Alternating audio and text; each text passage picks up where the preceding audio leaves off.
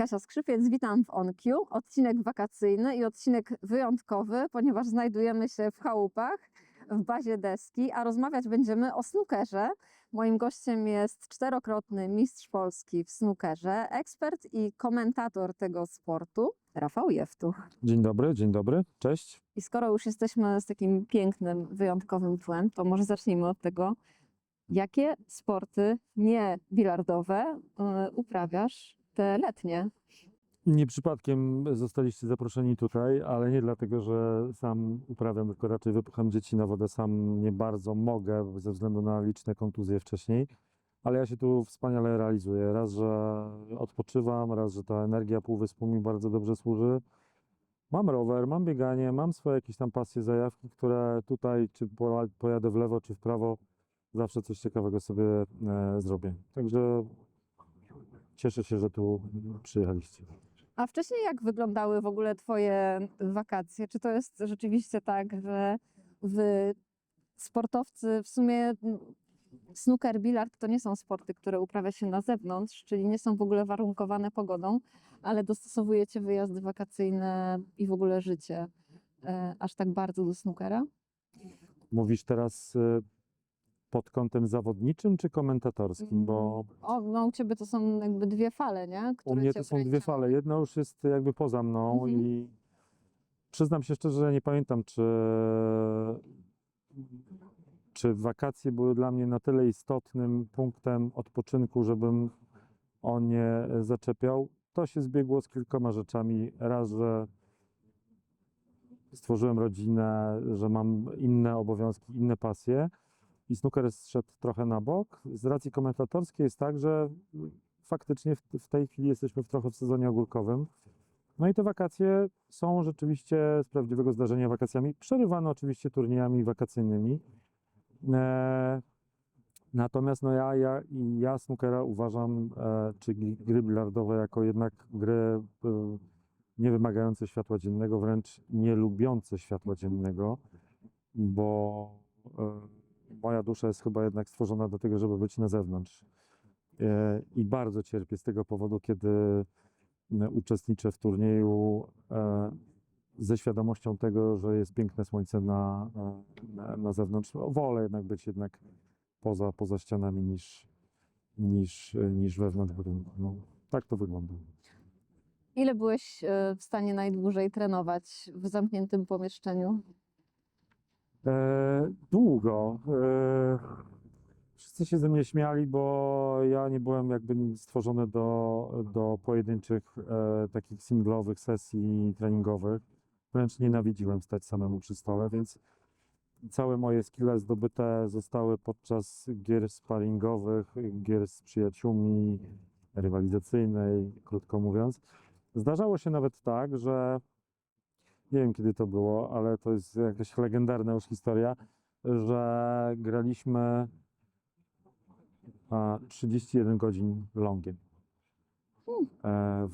W parach deblowych zmienialiśmy się tylko. To były dawne czasy, to były lata 90., późne lata 90., czy początek 2000. Także no tak, historia jakby z brodą. No. Teraz nie byłbym w stanie połowy nawet tego wytrzymać. Nawet nie wiem, czym chciał. No, zrozumiałe. Pamiętasz w ogóle, w jakich to było okolicznościach? To było jakoś treningowo? Pewnie u ciebie Nie. To było w warszawskim klubie Atelier, nieistniejącym już, ale jednym z pierwszych w ogóle w Polsce z takiego prawdziwego zdarzenia. Tam poznałem mnóstwo ludzi, którzy mieli taką samą pasję. Przyznam się szczerze, że czas spędzony w tym towarzystwie bardzo sobie cenię z jednej strony, z drugiej strony uważam, że to był czas trochę stracony, bo teraz zaczynam doceniać to, albo widzieć to, co snooker mi wcześniej zabrał. Ile wyrzeczeń mnie to kosztowało i teraz ten czas próbuję trochę nadgonić. To tak na tej zasadzie. Stąd jesteśmy tutaj, a nie gdzie indziej. Masz na myśli czas taki zabrany bardziej imprezowo niż treningowo na przykład? Głównie to było imprezowo, to może tak, bo lata 90., w ogóle początek snookera w Polsce, mało miał wspólnego ze sportem jako takim. To raczej było oparte na imprezach, na wspólnych wyjazdach na turnieje, na wspólnym spędzaniu czasu podczas turniejów i na rywalizacji przy stole. Ale jednak było to mocno podsycone imprezą, alkoholem nie powiem. I ja ten czas z perspektywy człowieka już świadomego uważam za trochę stracony. Jednocześnie doceniam to, w jaki sposób teraz młodzi traktują snookera, traktują bardzo na poważnie. Traktują serio, traktują fair, traktują tak, jak należy to robić. Czego my nie potrafiliśmy robić, bo to były początki, więc to było rzeczywiście duży miks w ogóle imprezy i sportu, jakby nie było sportu. A jak włączyła ci się ta zajawka zawodowa już? To było dzieło przypadku, bo ówczesna mistrzyni Polski, jeśli dobrze pamiętam, Iza Morska, miała to szczęście, że obejrzała jedną z pierwszych relacji w Eurosporcie snookera. Wcześniej snookera transmitował Screen Sport, później został wchłonięty do Eurosportu. Powstała polska wersja językowa i miała to szczęście, bo obejrzała jedną relację i ta relacja jej się nie spodobała, więc zadzwoniła do Witka Domańskiego, do jedynej osoby, która tworzyła tę redakcję. Powiedziała, że pan Adam Chojnowski, wówczas chyba on to robił, nieżyjący już legendarny komentator, nie spodobał się ten komentarz i zaproponowała kogoś z klubu, a wówczas chyba ja się pod ręką znalazłem.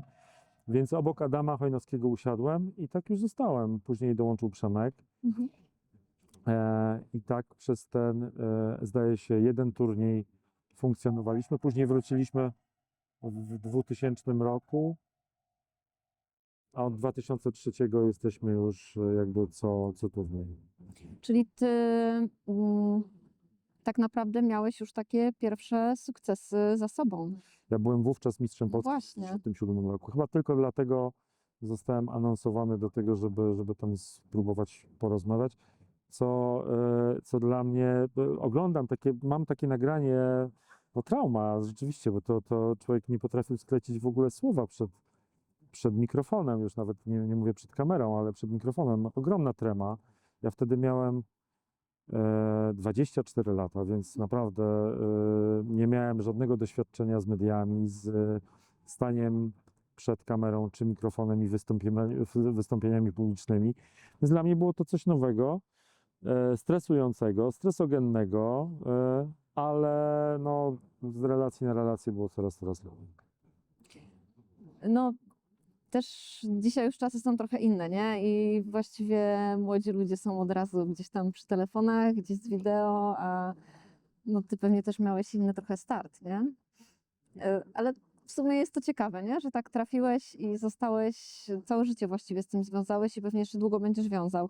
Czy wy mieliście szansę w ogóle gdzieś obserwować już wtedy, jak zagraniczni zawodnicy i komentatorzy w ogóle pracują na wizji, nie wiem, słuchać? Mieliście do tego dostęp? Mieliśmy jakieś archiwalne nagrania ze Screen Sportu. Wówczas funkcjonowały kasety VHS, więc kto miał to szczęście i magnetowid w domu. No, wtedy były czasy, że to były urządzenia już ogólnodostępne, nie jak telefony komórkowe, więc te taśmy jakoś tam mocno już zdryte krążyły po garstce ludzi dosłownie, więc tam się przewijał Davis, White, takie nazwiska. O'Sullivana jeszcze nie było w tych czasach. I na tym się kształtowaliśmy w zasadzie, tym się uczyliśmy, jakby to był nasz taki almanach, taki podręcznik w ogóle snookera. Mhm. I to były wciąż te same materiały, bo to nie były materiały, które były powielane w nieskończoność, tylko ktoś je nagrał, a my je po prostu do znudzonego oglądaliśmy. Zastanawiam się, jak jest teraz u ciebie z graniem. I Wracam. Wracam. Nie, poważnie, bo miałem naprawdę bardzo długą przerwę, spowodowaną trochę osobistymi rzeczami, trochę kontuzją szyi, przeszedłem operację i tak dalej, więc Od pewnego czasu znowu mam zajawkę na snookera, ale traktuję go zupełnie inaczej. Kto mnie zna, wie, że jestem bardzo nerwowy. Bardzo. Przy stole jestem. Sam siebie nie lubię, krótko mówiąc. Ale od pewnego czasu znalazłem jakiś dziwny sposób, żeby czerpać z tego jakąś korzyść. To znaczy, żeby ta złość, która mnie kiedyś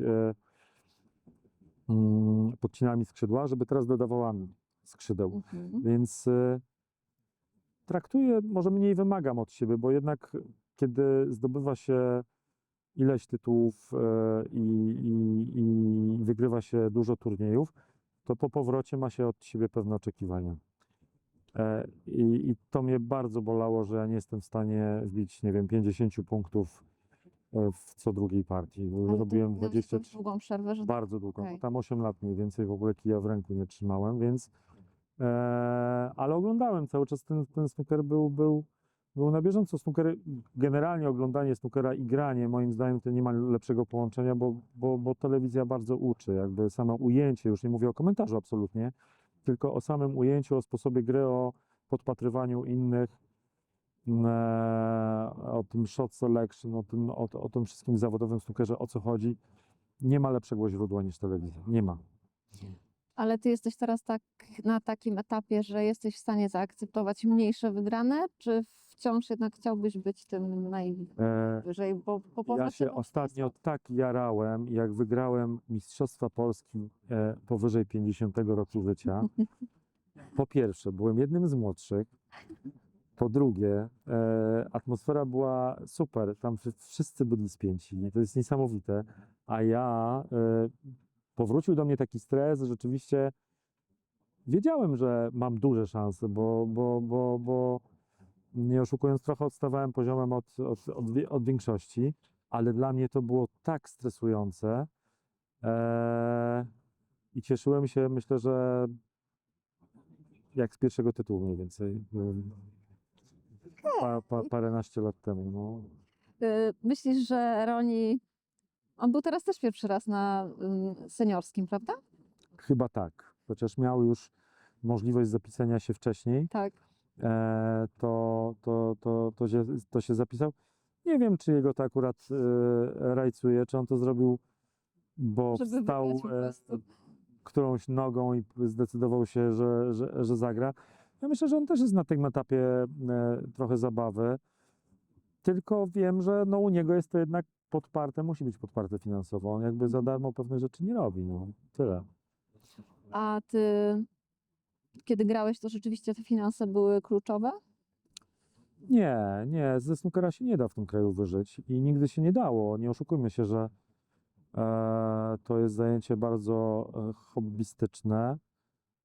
Jeżeli ktoś traktuje snookera poważnie i chce z niego wyciągać profity i z tego żyć, to Polska jest świetnym krajem, żeby zacząć. Natomiast, żeby już szlifować karierę, nie da się. Po prostu się nie da, bo tu nie ma sparring partnerów, nie ma kadry trenerskiej, nie ma tego wszystkiego, co oferuje Wielka Brytania czy Chiny. Chociaż Chińczycy też się przeprowadzają już na pewnym poziomie do Wielkiej Brytanii, bo tam jest ta kolebka, bo tam są rzeczywiście te najlepsze akademie, najlepsi trenerzy, najlepsi zawodnicy.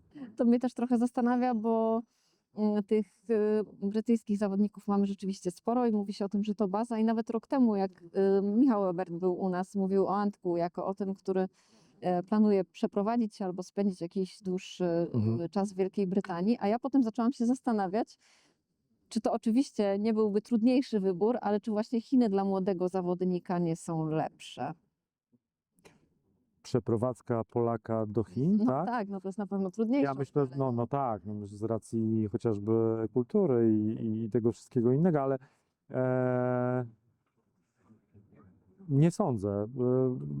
Anglia jest bliżej. Anglia oferuje dużo więcej niż Chiny. Chociaż no nie wiem, wydaje mi się, że ten przemysł chiński, jeśli chodzi o szkolenia, on będzie się tylko rozwijał, tylko będzie lepszy. Ale czy dojdzie do tego, że to właśnie zamiast Anglia będzie przyciągała, czy Chiny będą przyciągały zamiast Anglii? Wątpię. Czyli ty myślisz, że to bardziej jest tak, że ci zawodnicy są zachęcani w jakiś sposób w Chinach, żeby się na jakimś tam etapie snookerowo rozwijać, bo mają ku temu warunki, ale potem najlepszą drogą rzeczywiście jest dla nich już pojawić się w Wielkiej Brytanii i tam dalej działać w tym sporcie, bo mimo wszystko jest to kolebka. No tak, no i nie znam takiego przypadku, Mhm. który pozwoliłby połączyć mieszkanie w Chinach Mhm. i angażowanie własnego czasu tylko do, nie wiem, sparingów przed i trenowaniem przed kwalifikacjami, a później uczestniczenie w tych turniejach. Nie da się, jakby raz, że jest to męczące, bo to jest kawał drogi. Dwa, że myślę, że to jest jeszcze bardziej kosztowne niż życie tam.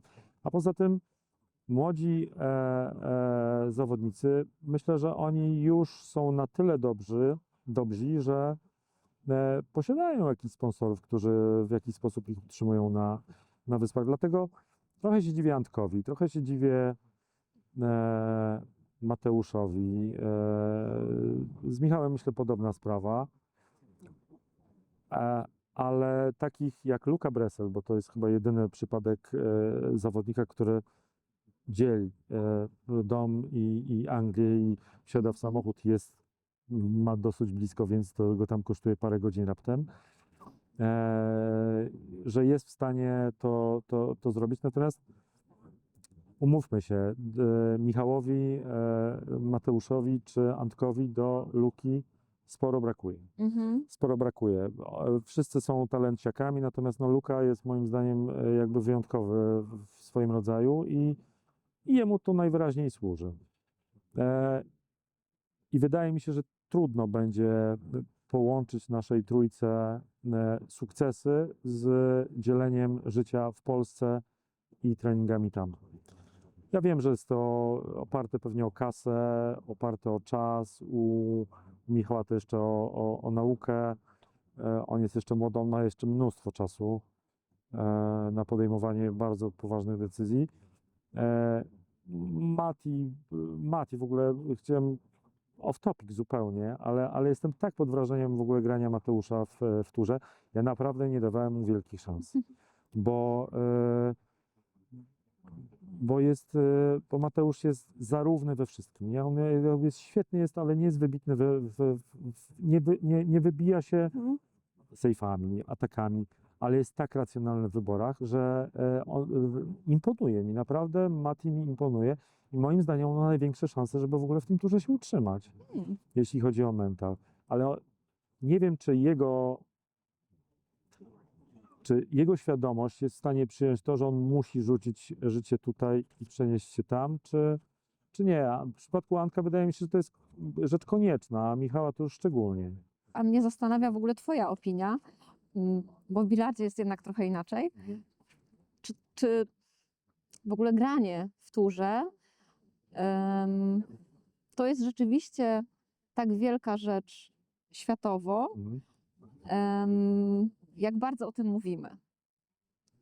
To jest nobilitacja, to jest ogromna nobilitacja, to jest wyróżnienie, nawet nie wyróżnienie, bo na wyróżnienie to można sobie zasłużyć, ale nie zapracować, prawda? To można dostać z przypadku, natomiast oni dostali się do turu, do grona 128 zawodników, które zawsze jest takie samo i takie samo było. Dostali się różnymi drogami. Te drogi w Europie są, moim zdaniem, będą łatwiejsze niż na imprezach międzynarodowych, gdzie to jednak Azja będzie wiodła prym i stamtąd się będzie trudno dostać. Za chwileczkę, no nie tak za chwileczkę, ale myślę, że to jest dekada lub dwie i będziemy mieli co najmniej 50% zawodników z Chin, Chińczyków, krótko mówiąc, albo z Azji, no bo te jeszcze Tajlandia tam też naciska, ale nie tak bardzo. Więc w ogóle obecność 3 Polaków w turze na 128, ja marzyłem o jednym kiedyś, naprawdę. To jest duża rzecz, to jest ogromna rzecz, że mamy, nie ma nic lepszego, to jest jakby top of the top, no nie ma lepszej ligi niż to. Ja wiem, że są lepsi, którzy się nie dostali, są lepsi, którzy są od nich lepsi, dużo lepsi w tym turze. Zobaczymy, co czas przyniesie, bo dostać się do turu, wydaje mi się, jest dużo łatwiej niż się w tym turze utrzymać. To jest zupełnie inna liga, inny sposób grania, inny mental, inne też taka dyscyplina trochę i inne cele, bo oni jednak muszą walczyć o punkty, muszą liczyć to wszystko, muszą wiedzieć, na co sobie mogą pozwolić, a na co nie. I jeżeli komuś się zdarzyć utrzymać w turze, to super. Nie wiem, kto to będzie. Mam nadzieję, że któryś z nich. No. Kogo byś prognozował? Mateusza. Naprawdę Mateusza. Mateusza. Antek, jeżeli się nauczy, Antuś, pozdrawiam cię, I love you, ale muszę cię skrytykować, bo Antek bardzo dużo mówi, no i on rzeczywiście w swoich opiniach, w takiej sportowej bucie i takiej arogancji, pewności siebie, bo to taka trochę arogancja z niego wie, jest taką mało polskie. On w Polsce się po prostu bardzo źle sprzedaje. To prawda. Ale z drugiej strony ja jestem trochę z innego pokolenia, więc u mnie taka skromność jest bardziej wrodzona niż właśnie hop-siup do przodu. Ale z drugiej strony wiem, że bez takiej świadomości i nawet mówienia sobie na przekór, że jestem super, że jestem zajebisty, że jestem wyjątkowy, u Antka jest to spotęgowane, ale to jest jakby droga do sukcesu. To jest tak? motywacja, nie? To jest- Są takie osoby, że im to pomaga, choćby pewnie nawet miały świadomość, że nie są tak dobre, nie? Mhm. Że jakby Zgadza się, wygłaszanie zgadza się. Antek ma świadomość tego, że jest talenciakiem, bo jest, nie oszukujmy się. Tylko że jego słowa często się nie bronią. I ja bym chciał, żeby on się bronił wynikami, a nie żeby musiał bronić swoich słów wynikami, prawda? Bo to on rozpoczął bardzo mocno w różnych wypowiedziach i to się za nim ciągnie niesamowicie, ten Q-Power i tak dalej, i tak dalej. Więc fakt, że trochę ucichło, a nawet bardzo po tym, jak się dostał do Mistrza Świata, czyli w ogóle ja czapki z głów, że to zrobił, ale śledziłem jego mecz, czy 2 mecze ostatnie i Antek nie grał jak Antek. Antek grał jakby wbrew sobie, bardzo zaciskał zęby, był bardzo świadomy, bardzo racjonalny, odmawiał sobie rzeczy, które normalnie gra i może jak sobie zweryfikuje to, co mu dało sukces, to może ja wiem, że on ma to parcie takie, ja to wszystko rozumiem, nie? Tylko to się po prostu może samo nie obronić. No. Rozumiem, wiem, o jakie wypowiedzi też chodzi i pamiętam też, że właśnie po tym wielkim entuzjazmie, że jemu tak Prawda? dobrze Było idzie. tak. Tak, No. właśnie sobie pomyślałam, Boże, co ten chłopak mówi, czemu? Nie chcemy tak, nie? No bo to wiesz, no wielu z nas nie chciało czegoś takiego słyszeć, nie? Tylko my chcieliśmy się nim ekscytować, a nie żeby on się ekscytował sam sobą. Otóż to. I to trochę bolało. No z drugiej strony mamy Michała, który totalnie inny jakby charakter i wiek też pewnie w jakiś sposób na to wpływa, bo nie wiem jaki byłby Antek, znaczy ty może wiesz, jaki był Antek, gdy był w wieku Michała Szuparczyka, czy był taki trochę bardziej stonowany, czy wciąż taki To są jakby pewny postacie, siebie? których porównać nie No sposób. właśnie, jest kontrast totalny, bo nie? Jest kontrast totalny, poza tym Michała jednak prowadzi tata. Mhm. U Antka też Andrzej był w to wszystko zamieszany, ale na pewno nie na takim poziomie. U Michała to jest i profil, i to w jaki sposób on się wypowiada, do kogo idzie, z kim rozmawia, to tam jest Kamil zamieszany Mhm. i robi to tak, jak uważa to za stosowne. Ale tam nie ma, prawda, takich ekscesów w ogóle. No nie ma wypowiedzi skrajnych, tylko Michał jest świetnie skupiony w ogóle na grze. To jest niesamowite, że on nie ma innych zajawek, że on jest sfokusowany wyłącznie na stole i gdyby doba miała 48 godzin, to by 48 godzin stał przy stole, no. Co jest najtrudniejsze przy takim przejściu, no nie wiem, załóżmy z turniejów klubowych na turnieje wyższej rangi? Czy to, o czym często się mówi, czyli mecze telewizyjne, to jest coś, co rzeczywiście może stresować zawodników, czy jakby oni już są na takim etapie, że po prostu grają? Zawsze Myślałem mi o robiła, ja co prawda nie miałem za zbyt dużo okazji grać przed kamerami, ale stres mnie zjadał. Miałem okazję grać z Higginsem na Torwarze w Warszawie, na tym zaproszeniowym w UST. Rok później grałem z Davisem w Warszawie na Prądzyńskiego. tam mnie stres zjadł, bo to nie, no świadomość. Co innego młodzi, którzy są lepieni od samego początku. Antek ma parcie na szkło i czym więcej kamer, tym on lepiej gra, więc nie stawiajcie mu kamer. Jak chcecie Za wygrać? dużo, tak, jak chcecie wygrać. Michała chyba nic nie obchodzi, bo Michał ma niesamowitą zdolność adaptacji do różnych warunków i on jest sfokusowany wyłącznie na stole. To jest niesamowite, bo to się kształci raczej, nie? A wydaje mi się, że on się po prostu taki urodził. No i on ma coś, już ma dużą przewagę nad innymi właśnie z racji tego, że ma cojones, no. Ma opanowaną głowę i wie, co robić. No fakt, że czasami jeszcze gra tak, jak źle wybiera, ale każdy to robi. No, natomiast u niego nie widać stresu, u niego nie widać nerwów. No. To jest niesamowite i temu jakby kładzie rywali, bo rywalem, ale zaraz, przecież to jest Billa pod presją, nie? Więc wydaje mi się, że bo do tego zmierzam, że młodzi, którzy idą pewnym takim trybem, który my możemy nazwać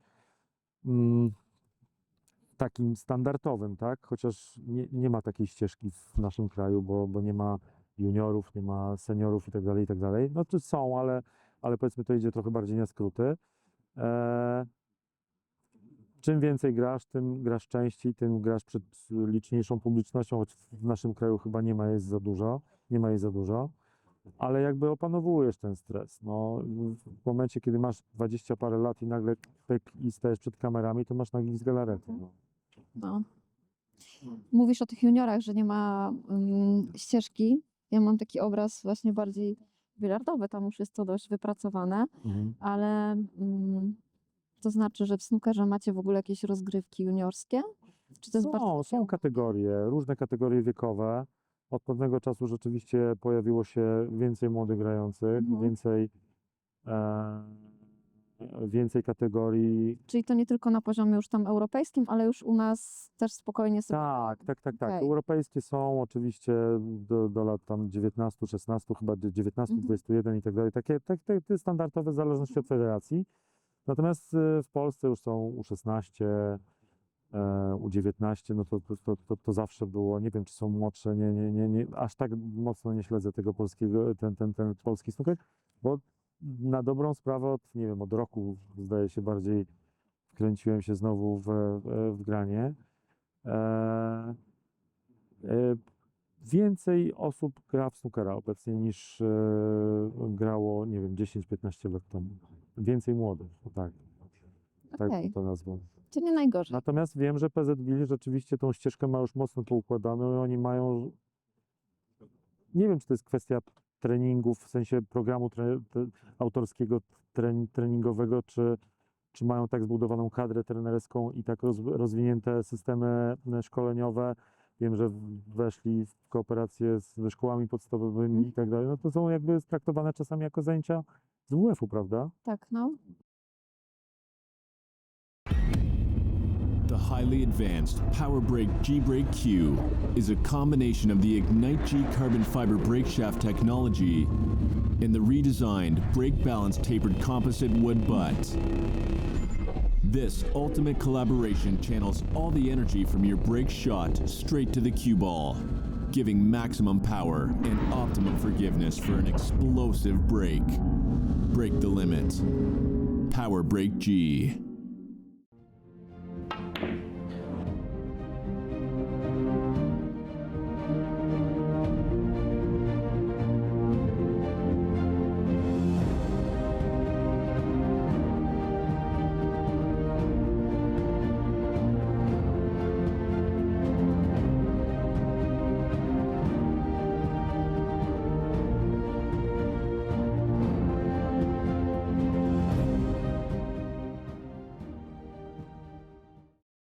Jakbyś 2 lata temu był zapytany, czy Chińczycy wygrają mistrzostwa, to byś pewnie powiedział, że tak? Wiedziałem, że wraca Zhao. Wiedziałem, że może namieszać. Jak już wszedł do Mistrzostw Świata i wygrał pierwszą rundę, to wiedziałem, że może być to on. I jakby strasznie za niego kciuki trzymałem. A w Louisę jestem zakochany od samego początku. Naprawdę. To jest człowiek petarda. Dla mnie gra tak bajecznie i fajnie, bo uciera całej Wielkiej Brytanii, obaj w zasadzie i cała reszta, ucierają nosa. Ten snooker w Wielkiej Brytanii tam to jest już dinozaur, więc ja Tak. nie wiem, co oni będą musieli zrobić, żeby skłonić młodych, odciągnąć od tych różnych dystraktorów, bo to przecież w krajach zachodnich po prostu jest tyle rzeczy do robienia, że ciężko się skupić na jednym, a ten świat jednak do przodu i krótko, i szybko, a snooker no taki nie jest, niestety. Znaczy, no niestety, dobrze, że taki nie jest. Snooker wymaga poświęcenia, snooker wymaga skupienia, snooker wymaga takiego czasu i to trwa, i to jest proces. Ja byłam w ogóle na meczach obydwu Chińczyków i w ogóle w tych latach, kiedy wygrali te mistrzostwa, oczywiście byłam na wczesniejszych tam fazach. To zazdroszczę. Tak, i najbardziej w ogóle szokujące dla mnie było, jak byłam na meczu, na meczu Shintonga, to jakie rzeczy on wbija, a jakich, w sensie, że wiesz, że były to bile, które Brytyjczyk pewnie by odpuścił. Bo patrzyłam też pod takim kątem bilardowym, nie? Że często jest tak, że bilardowo coś wbijesz, snookerowo się zakłada, że nie, więc on takie rzeczy bliskie tym bilardowym wbijał i to było dla mnie super szokujące. Po prostu grał bardzo odważnie, ale też ładnie. Natomiast w tym roku na meczu Louisę, a propos tego, co mówisz, czyli że Wielka Brytania i dinozaury, byłam pod mega wrażeniem w ogóle kibiców chińskich, którzy się pojawili i że to byli młodzi ludzie. Jeszcze w ogóle kibicowali w ich języku, co było niesamowite, że nagle, wiesz, słyszysz tam jakiś inny język niż angielski. Tak. No i rzeczywiście, no jednak tam jest, no tam jak się jedzie na turniej, to jest sporo ludzi już takich mocno dojrzałych, że tak No powiem. właśnie, Nie? wystarczy spojrzeć w telewizji nasze relacje, czy Home Nation Series, turnieje, jak wygląda publiczność, jaka tam jest średnia wieku, a jaka jest na chińskich turniejach. No to jest przepaść, jeśli chodzi o średnią. Tam są sami młodzi ludzie praktycznie, a tutaj mamy 60 plus mniej więcej. Tak. No. I to było coś pięknego. Czyli ty tak naprawdę przewidziałeś jakby sukces obydwu.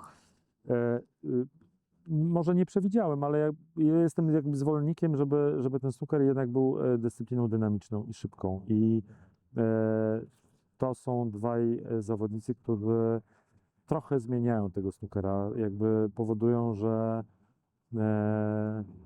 inaczej się będzie grało za 10 lat. Jakby umiejętności wbijania będą musiały stać na takim poziomie, że odstawne będą się trochę bardziej, taka dygresja, do pula. No w pulu odstawna, gdzie masz bile na przeciwległych bandach, to jest prawie że 100% dubel, tak?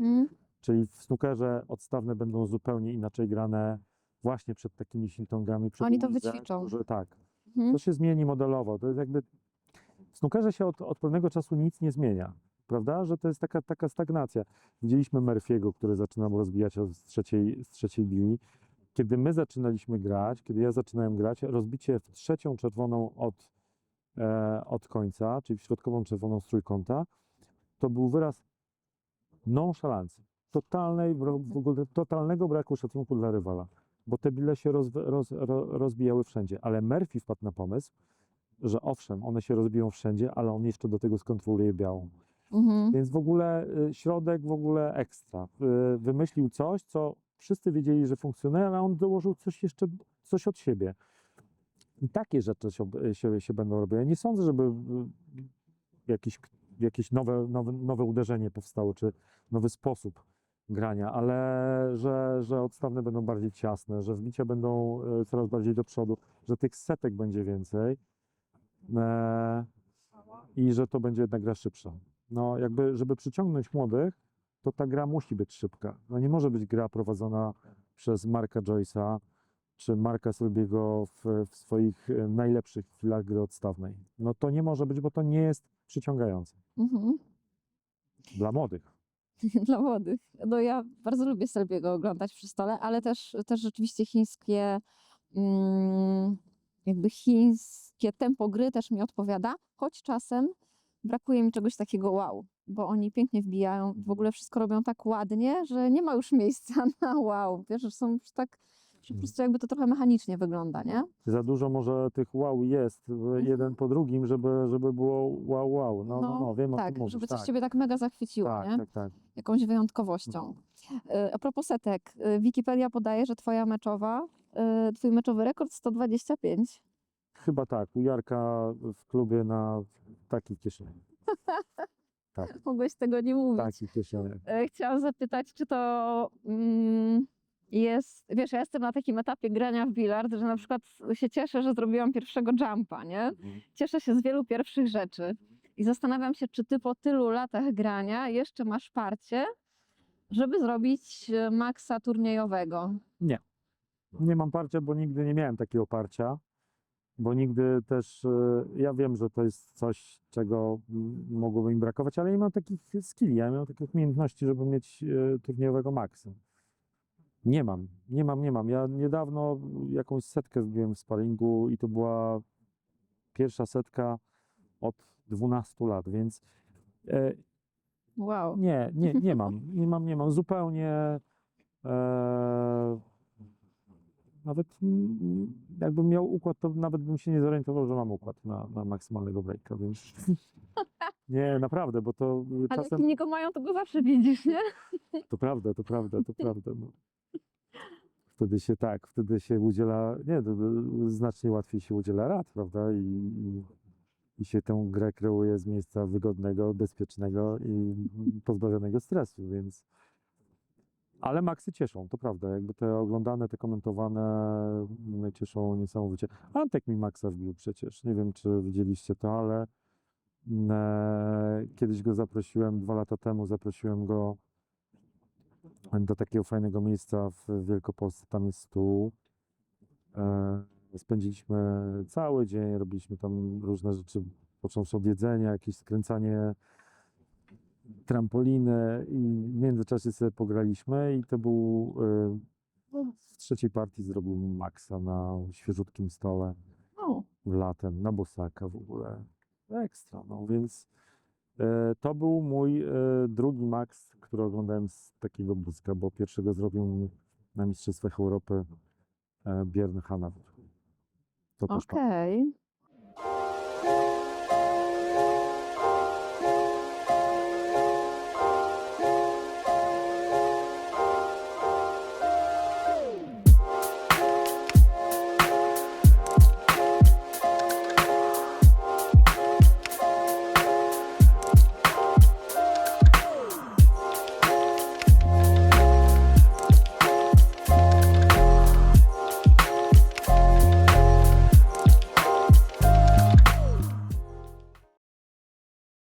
Kogo lubisz komentować, jak gra? To nie jest trudne. Lubię komentować O'Sullivana, lubię komentować Trumpa, lubię komentować Marka Williamsa, uwielbiam komentować Higginsa, Washington, Quize. Łatwiej by było mnie zapytać, kogo nie lubię komentować, bo jest ich naprawdę niewielu. No to kogo nie lubisz? Nie lubię komentować Marka Joyce'a. O, a Nie czemu? znoszę. Bo dla mnie gra za wolno, gra za bezpiecznie, gra tak jak nijako, bez polotu. Nie lubię komentować Allena na wstecznym, bo gra głupio, i gra źle, gra wbrew sobie, robi sobie krzywdę i to źle wygląda. Ja nie lubię patrzeć, jak ktoś się męczy. Nie lubię komentować Kyrena Wilsona, O, bo gra na jedno kopyto. okej. On jest taki mało finezyjny w tym wszystkim. I za wiele rozumiem. Za Jakoś wiele nie wymyślisz, nie przypada. opowiadając o nim. Lubię komentować Murphy'ego. No, takich bardziej ludzi grających ofensywnego snookera i pomysłowego snookera też. Właśnie, no, że czasem zrobią coś nieprzewidywalnego. Znaczy dla ciebie pewnie większość rzeczy już jest przewidywalnych, nie? Ale Ale Williamsa kochałem od zawsze, jakby utożsamiać się z nim, bo to my Mańkuci trzymamy się razem, więc a on jest taki wyluzowany, on ma taki boskie wręcz poczucie humoru. To prawda. Tak, zawsze fajnie jest, jak on jest przy stole, bo nawet jak przegrywa, to coś się wydarzy. Mhm.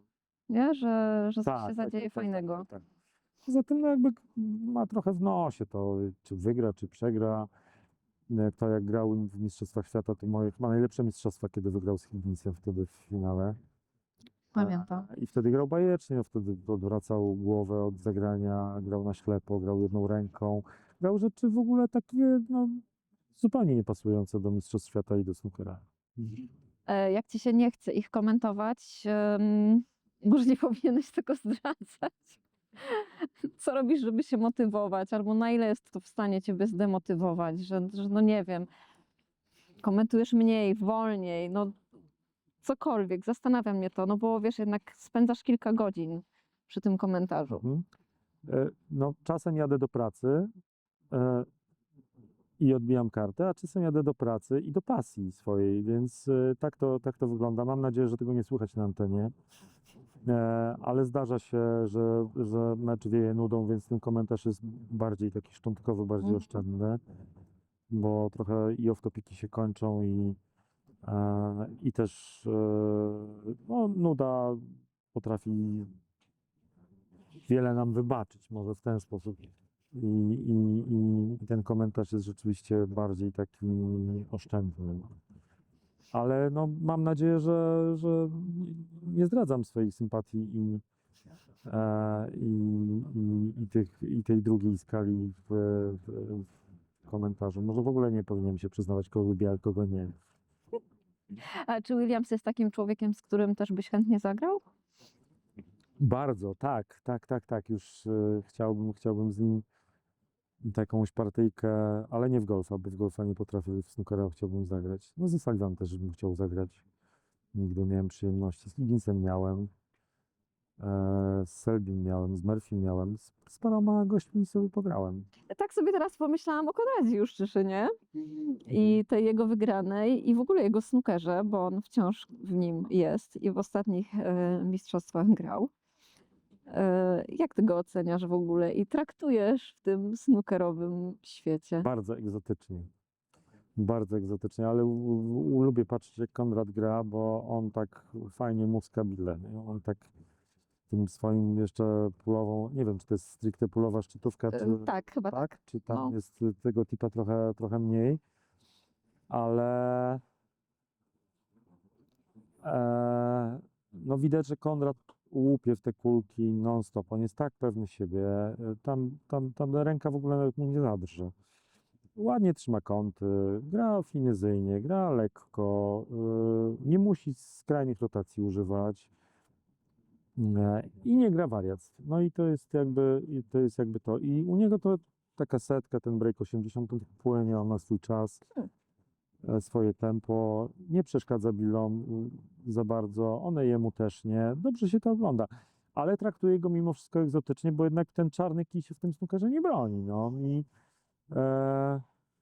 I to były niesamowite mistrzostwa, kiedy on wygrał, bo to był trochę taki no, policzek dany, nawet nie policzek, ja bym powiedział, że to była piącha w ogóle w cały ten polski snooker, że przyszedł pulista, pograł sobie 2 tygodnie, kurde, i zdobył mistrzostwa Polski, no to hello, to jaki my mamy poziom, no. No ale teraz chyba nie było mu tak łatwo, prawda? On odpadł w ćwierćfinale. Chyba tak. Więc, ale mimo wszystko i tak sobie radzi naprawdę dobrze. No. Tak, i gra, trenuje, ma stół u siebie, więc jeszcze wszystko przed wami. Słyszałem, że ostrzy sobie. Nie wiem, czy Antek, Mateusz i Michał już są trochę na innym poziomie. Oni jakby, gdyby cała trójka grała w Mistrzostwach Polski, to myślę, że Mateuszowi też nie byłoby tak łatwo zdobyć 5. tytuł. Więc mogliby odpaść troszkę wcześniej. Tam była chyba kolizja turniejów, terminów i zarówno Michał, jak i Antek musieli wystąpić w kwalifikacjach, więc dlatego Okej. nie grali. Moim zdaniem w ogóle zawodowcy niech już sobie tam pójdą do tego zawodowstwa i tam sobie siedzą, a dali się realizować już innym w Mistrzostwach Polski, no bo po co im tak, to to jest tutaj, tak? To jest niezły jakby pomysł. trochę na ligę Mhm. nie ma sensu się rozmieniać na drobne, moim zdaniem. No. Jest w tym coś fajnego. Jak powiedziałeś o Konradzie, który przyszedł i wygrał, trochę innej rangi mieliśmy przykład z twoim kolegą też sportowym. Mhm. W Gdańsku swego czasu, tak zupełnie przypadkiem, w dniu turniejowym do klubu przyszedł Karol Lelek Mhm. pograć w snookera, tylko że w tym klubie już nie było stołu. Okej. I on został na turnieju Mhm. I wygrał. ze swoim kijem snookerowym, czyli wiesz, zupełnie odwrotnie Mhm. i on go wygrał. Mhm. I no było to zjawiskowe generalnie, że wiesz. Ja pamiętam tylko taką scenę, że on pyta przy barze, że on by chciał stół do snookera, no i że go nie ma, no to ja zostanę. A następnego dnia właśnie widziałam, że wygrał. Teraz gra też w pula, więc tak No okazjonalnie tak, raczej, ale, ale chyba już w Trójmieście nie siedzi. Z tego co wiem, to już się zdążył przeprowadzić do Warszawy, bo praca go wyzwała. możliwe. Dostał jakąś rolę, więc chyba już wrócił do siebie. Ja Karola znam od, no może bez przesady, ale kiedyś miałem klub w Warszawie i Karol tam grywał jako nastolatek, więc no teraz trochę wyrósł chłopak. Jak ty w ogóle sobie wyobrażasz snookera w Polsce za parę lat? Czy myślisz, że tych juniorów będzie więcej i będzie was więcej grających? W ogóle jaka jest tendencja, że gra się w jakimś konkretnym, nie wiem, wieku i tak jak ty mówisz o seniorskich turniejach, Mhm. to ludzie zostają w ogóle w tym trybie, czy po jakimś czasie po prostu znikają? Masz takich kumpli, z którymi grałeś, nie wiem, 20 lat temu? Mam, oczywiście, że mam. Jakby snooker jest celne bardzo, to jest taka choroba na całe życie. To jakby się ktoś w tym zaszczepi, to już później, no, trochę jak z tenisem, trochę jak z innymi dyscyplinami. Ja teraz też trochę bliżej tenisa stoję, bo trochę zacząłem grać, trochę, no jakby obracam w takim towarzystwie mocno tenisowym. No i widzę, jaka jest tendencja. To są ludzie, którzy grali 30 lat temu, teraz grają sobie debelki, bo już nie mogą się tak poruszać. Także to trochę tak to wygląda. No, w innej skali oczywiście, no bo tych tenisistów jest dużo więcej, ale po tym powrocie okazało się, że ja się spotykam z ludźmi, z którymi grałem 30 lat temu na tych zawodach, nie wiem, 50 plus, 40 plus. Także kto ma warunki, bo to też nie jest tak, że dostępność tych stołów jest konstans i ich tylko przybywa w tym kraju, tylko niektóre kluby się kasują, więc jakby ludzie, nie wiem, z takiego Lubartowa pod Lublinem kiedyś mieli klub, teraz go nie mają, więc nie mają gdzie grać, więc bardziej chodzi też o miejsca do możliwości uprawiania. Kto ma takie możliwości, kto ma stół, na którym komercyjnie może sobie pograć, czy prywatnie, to będzie robił, więc i no taka jest ścieżka, no ja się jakby nie, ja za późno zacząłem grać, żeby w ogóle być juniorem, traktowany jako junior, bo miałem 21 lat, kiedy chyba, czy 20 lat, kiedy kij do ręki wziąłem, a zacząłem grać już na jakimś tam przyzwoitym poziomie, mając 21, 2 lata. Więc trudno mi mówić, czy jeżeli mój wiek taki wtedy, wówczas można traktować jako juniorski, to rzeczywiście ta kariera moja juniorska, seniorska leci tak samo. A mało jest przypadków ludzi, którzy byli mocno zaangażowani w snookera i nagle pyk i koniec. Kacper Filipiak, czyli nasz pierwszy profesjonalista, rzeczywiście dotrzymał słowa, powiedział: wypadnę z turu, nie zagram w snookera ani razu więcej. Do tej pory, z tego co wiem, słowa dotrzymuje. A co ty byś chciał jeszcze zrobić w snookerze? Pouczyć trochę ludzi. Kiedyś miałem takie miejsce własne, gdzie całkiem fajnie mi to wychodziło, ale z różnych względów się to rozpadło i teraz może bym rzeczywiście poszedł w taką stronę. Trochę bym próbował rozpromować wśród młodych, ale trochę na innej zasadzie niż na jakichś takich swoich warunkach, krótko mówiąc. Nie będę się tu wdawał w szczegóły, ale ja bardzo często idę pod prąd i jeszcze w bok, więc czym mniej ścieżek wydeptanych, tym można mnie tam częściej spotkać. No, więc w ten sposób. Ja już spełniony jestem, jakby zawodowo jako zawodniczy jestem bardzo spełniony.